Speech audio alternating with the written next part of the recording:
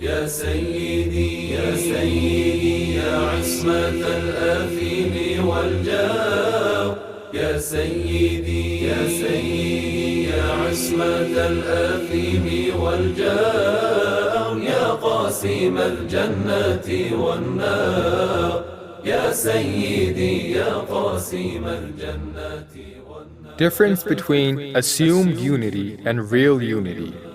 يا حجة لله ويا خير ولي، يا حجة لله ويا خير ولي، من فيه جاءت لا فتى إلا علي، من فيه. خیلی عجیب است. چرا شما درباره علی کرم الله وجهه غلو می‌کنید؟ چرا میگویید علی تمامی خصوصیات رسول الله را دارد؟ اصلا غلو نیست، بلکه عین واقعیت است. حتی از لحاظ عقلی هم قابل اثبات. ایشان به دلیل آیه مباهله نفس رسول خداست. همانطور که در منزل رسول مکرم به مسجد باز بود، در منزل امیرالمؤمنین هم باز گذاشته شد. Sayyid Sultan al-Wa'izin Shirazi, did you not say that Ali had unity of self with the Holy Prophet and so was superior in rank to all the prophets? It is true, that was my statement, and it is my belief. We wish to know how it is possible that two individuals may be united so that their unity is such that they become one and the same. Obviously, it is not possible for two persons to form a real unity. When I said that the commander of the faithful had a unity of self or soul with the Holy Prophet, you should not take it as actual unity, because no one has ever claimed that, and if anyone believed it, they would be absolutely wrong.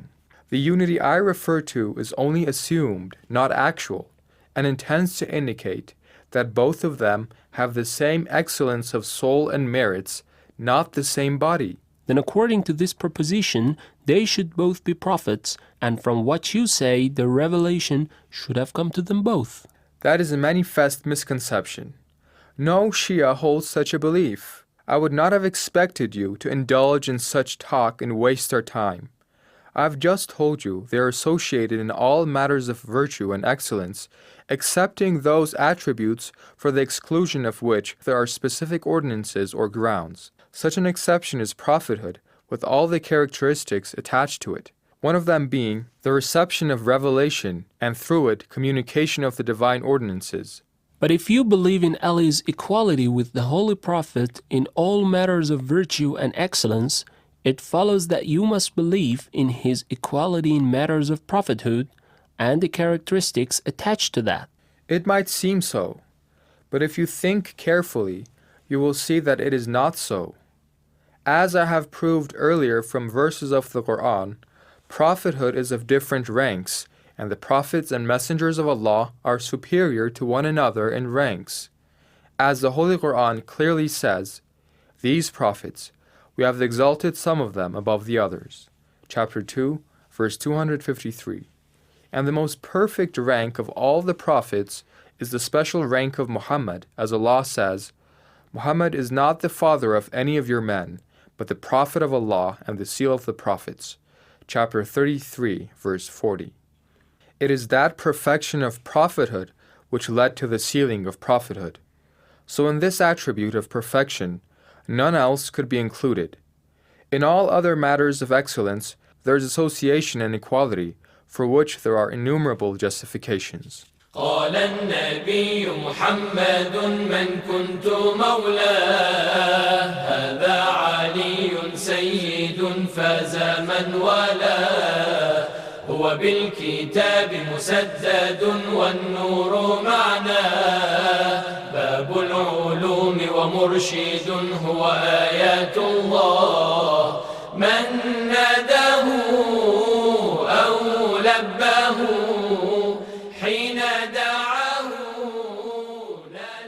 Can you advance any argument from the Holy Quran to prove this assertion?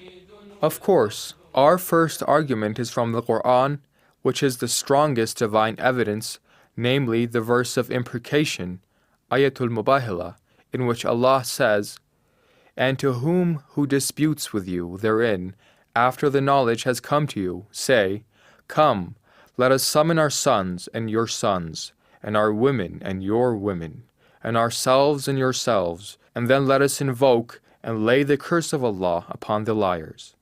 Chapter 3, verse 60.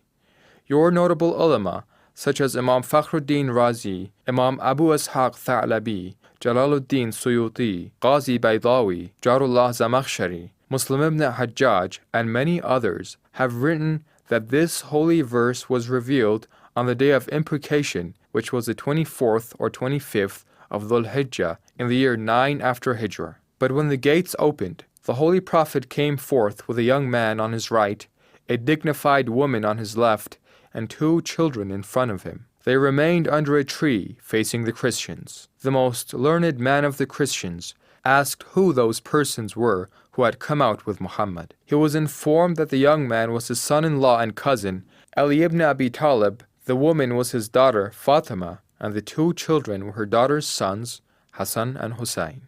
Addressing the Christians, their leader, Abu Haritha ibn Alqama, said, Look there, how confident Muhammad is. He has brought with him his nearest kindred, sons and dear ones, to this spiritual contest of imprecation. By God, if he had any doubt or fear about his stand, he would never have selected them. Now it is not advisable to enter the contest against them. Had we no fear of the Emperor of Rome, we would have embraced the faith of Islam. It would be expedient to compromise on their terms and return home. All of them agreed with him. Accordingly, Abu Harith ibn Alqama sent a message to the Holy Prophet, saying, We do not want to contest with you, but would like to make peace with you. The Prophet accepted their proposal. الحمد لله الذي